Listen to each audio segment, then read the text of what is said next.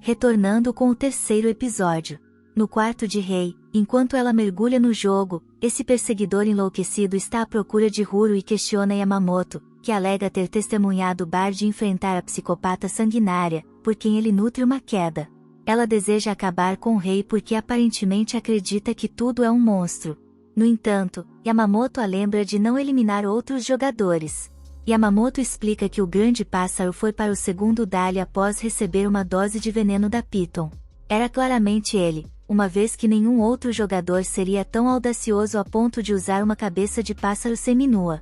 No entanto, Yamamoto ressalta que ele pode ter alterado seu equipamento agora que Rei está desconfiada de como Huro derrotou a Piton faminta sem visitar a primeira cidade. Rei deixa os dois informantes com um parting gift chamado de teletransportador de coordenadas e descobre que eles nem conheciam Rei. No entanto, Yamamoto deduz pelo emblema em sua capa que ela pertence a um clã focado em um monstro específico e único, como um Gund. Os monstros exclusivos do Night Slayer são uma classe especial de monstros com um nome individual e um título. A maioria dos monstros, quando derrotados ou capturados, ressurgem como um novo indivíduo após um determinado período de tempo. No entanto, para os monstros únicos, há apenas um de cada no mundo. O boato diz que há 7 deles em SLF, mas os critérios para a maioria deles são desconhecidos. Para cada um desses monstros únicos, chamados de Colossi, muitos jogadores importantes se uniram para formar o Clã F, focado em derrubá-los. Esses colossos são muito raros, mas o verdadeiro desafio é o quão anormalmente fortes eles são. Já se passou um ano inteiro desde que o jogo começou, mas, mesmo com uma base de jogadores de mais de 30 milhões, nenhuma pessoa conseguiu derrotar um único monstro único. Com Huro, vemos que ele encontrou um desses colossos incrivelmente fortes e descobre que é um monstro único, como um Gund da Noite Slayer. Huro pensa em como os pequenos goblins que ele estava lutando antes eram resistentes, mas esse monstro único os derrotou com apenas um ataque. Tudo o que ele pode fazer é encarar a fera feroz, pois está certo de que um único ataque dela acabará com sua vida. O lobo gigante não está satisfeito em apenas ficar parado e inicia seu ataque. Huro se salva por um momento com um bloqueio, mas sua tentativa de contra-ataque falha. Apenas alguns segundos depois, Huro já está sentindo os efeitos da dura batalha, mas ele decide provocá-la, dizendo à besta que monstros únicos como ela não têm muitas vantagens. Embora nosso herói de vidro saiba exatamente como estava próximo de ver uma tela final. Ele se sente satisfeito por ter trabalhado a noite toda, pois sem ter dominado o parry perfeito, ele teria se tornado um fantasma da realidade virtual agora. O parry perfeito permite que ele evite ataques físicos de inimigos quando executado no momento certo. A besta continua seu ataque implacável, e Huro mais uma vez consegue evitá-lo por pouco. Ele sabe que precisa dar o seu melhor para ter alguma chance de vitória e parte para o ataque. Huro troca para seus helicópteros voraz que obteve do coelho raivoso e os combina com uma habilidade de movimento para lançar um golpe crítico. A besta é pouco afetada e continua a bombardear Huro com seus ataques. A luta faz uma pausa por um momento, assim como o Slayer noturno desaparece e depois reaparece para desferir mais ataques, apenas para desaparecer novamente momentos depois, quando a lua está encoberta por nuvens. Ela se aproxima de Huro mais uma vez, mas ele demonstra que pode lidar sozinho com o monstro, que parece se teletransportar enquanto ataca Huro por trás. Huro exibe sua habilidade como jogador ao cronometrar seu parry perfeitamente para salvar seu canhão de vidro de ser destruído. A fera reaparece diante de Huro, mas ele está claramente se divertindo enquanto solta uma risada. A luta continua enquanto a fera continua a desaparecer e reaparecer. Huro consegue acertar outro golpe, mas exclama que seu pelt é ainda mais resistente do que a escama de Python com rabo de cavalo. Huro está lamentando há mais de 5 minutos sem levar um golpe, mas o monstro único é muito desafiador. Huro acerta centenas de ataques críticos, mas nem tem certeza se está causando algum dano. Seus choppers, que começaram em condições impecáveis, agora estão se desgastando. Huro tem certeza de que, se não encontrar um ponto mais vulnerável para atacar, suas armas vão desmoronar. Ele reconhece que esta besta está além do que ele é capaz de enfrentar nesta fase, mas é exatamente assim que ele gosta. E é isso que torna Shangri-La Frontier um jogo de nível divino. Nosso protagonista intenso não poderia estar se divertindo mais, descrevendo a intensa sensação de formigamento na espinha, como se estivesse pegando fogo, enquanto desfere vários outros golpes críticos. Ele afirma que não pode desfrutar mais de um jogo, pois é um jogador que passou por incontáveis jogos de baixa qualidade, repletos de bugs e balanceamento precário. Ele sabe que esta besta não tem uma hitbox bugada como nos outros jogos, e não há chance de ele desistir agora. Huro desfere mais um ataque poderoso, mas este não surte efeito, e ele é empurrado para fora do alcance da besta, soltando um rugido alto que paralisa Huro. A lua. Ele se esconde novamente, permitindo que a fera desapareça, e segundos depois Huro fica chocado ao perceber que suas pernas desapareceram. Hokuro não tem ideia do que aconteceu, mas reconhece que ser atingido pela realidade realmente dói enquanto ele permanece deitado ali. Após a derrota, ele reconhece a dura realidade de que não aprenderá de repente uma nova habilidade incrível ou será salvo por algum jogador misterioso de alto nível. Nada cinematográfico como isso acontecerá.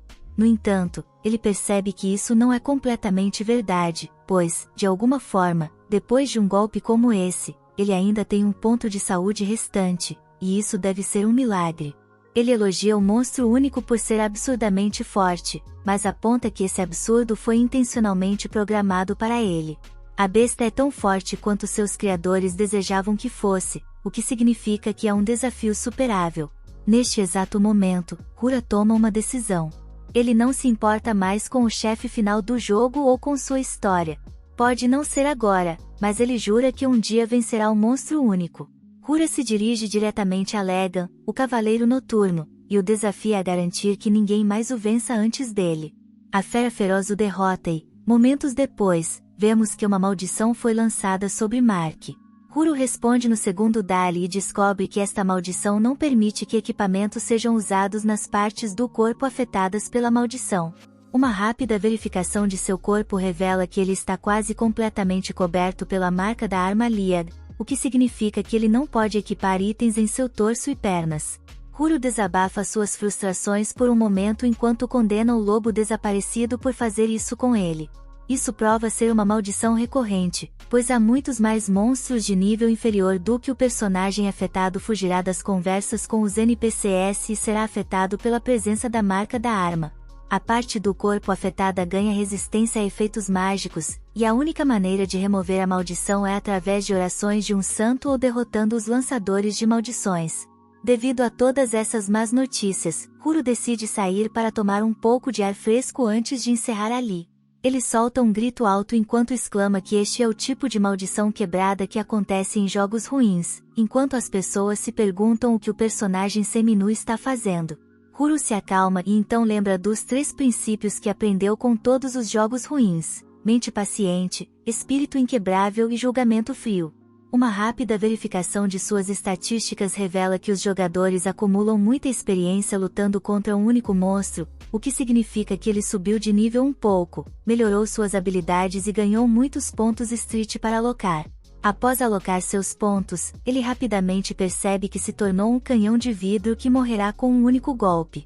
Ele não teve escolha, pois não pode sequer usar 2 dos 4 slots de armadura.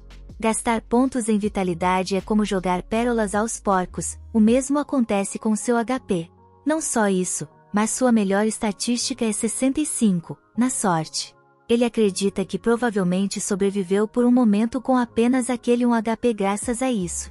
Ele reza para que sua sorte o ajude e espera que não haja problema em recorrer à sorte. Nesse momento, um coelho muito bem vestido cai sobre sua cabeça. Parece um pouco diferente dos coelhos que ele já viu antes.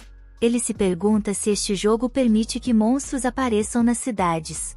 A pequena criatura peluda ajusta seu traje, e Hur decide segui-la, convencido de que pelo modo como ela está vestida, ele pode obter um item raro se apegar. Quando parece que ele está prestes a alcançá-la, o coelho cria uma porta e lhe lança um olhar presunçoso antes de fugir. Hur lê uma mensagem na porta, que diz que se trata de um cenário único e é um convite do coelho Tusa. Hur lembra de ter lido sobre isso no site do guia do jogo e explica que SLF tem uma história principal envolvente sobre a exploração do mundo, mas também inclui um grande número de missões secundárias. Um subconjunto delas são os cenários únicos, que são misteriosos, com tempos de desbloqueio, locais, conteúdo e sinalizadores desconhecidos publicamente. Portanto, as habilidades, equipamentos e feitiços que se podem adquirir nesse cenário são de alta qualidade. Hur abre a porta e reflete sobre o quão incomum é encontrar o clã buscando desesperadamente esses cenários únicos. Ele solta uma risada, pois encontrou um tão cedo no jogo e está empolgado com isso. Ele conclui que deve ser o resultado de investir seus pontos de estatísticas na sorte e promete não deixar essa oportunidade escapar. No entanto, depois de entrar pela porta, ele descobre que o nível exigido é 80, e ele está apenas no nível 28. Uma vez dentro, ele fica chocado ao descobrir que está em um mundo cheio de coelhinhos e suas amadas cenouras. Ele teme que possa ter entrado na camada de um monstro. Ele é recebido por um pequeno coelho que o provocou para vir. Este coelhinho está ansioso para conhecê-lo e explica que todo o coelho Tusa está falando sobre ele. Isso se deve ao fato de que, apesar de sua grande fraqueza pessoal, Hur teve a coragem de enfrentar o Night Slayer sozinho e continuou a desferir golpes mortais perfeitos sem sofrer nenhum dano. Hur é considerado a personificação do Coelho Soul. O coelhinho fica entusiasmado e expressa o desejo de ser como Hur. Nosso humilde herói é rápido em apontar que mal deixou um arranhão no monstro único. No entanto, o coelho explica que isso se deve ao fato de Hur ser tão poderoso que ele o chama de Imperador da Noite. Ele esclarece que o Imperador da Noite é um colosso capaz de devorar Vivern como um lanche do meio-dia. O fato de Hur estar lá, conversando com ele agora, sugere que Hur está sob a proteção da divindade. O que é ainda mais surpreendente para a bola de pelos é que as marcas que cobrem o corpo de Rikuro provam que o Imperador da Noite não o considera uma mera presa, mas sim um igual. Hur não pode deixar de se perguntar se algo extraordinário está acontecendo. Algo estranho ocorre na mente do coelho, e Hur recorda que uma das características da marca afeta as conversas com NPCs.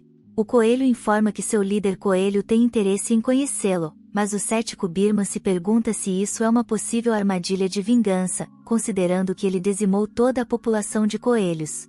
No entanto, o coelho opta por ignorar a pergunta de Hur e se apresenta como Emil. Com o tempo, Emil responde e assegura a Hur que seu líder está muito além de preocupações mesquinhas, como vingança no Palácio Coelho Tusa. Nosso novo amigo explica que, embora muitos humanos visitem o Coelho Tusa regularmente, RR será o primeiro a adentrar o palácio. Isso é surpreendente para Hur, deixando-o animado, pois isso sugere que se trata de um cenário único, algo que somente ele conhece. Hur compartilha sua apreensão após ser marcado pelo monstro único, mas agora percebe que a sorte está começando a favorecê-lo.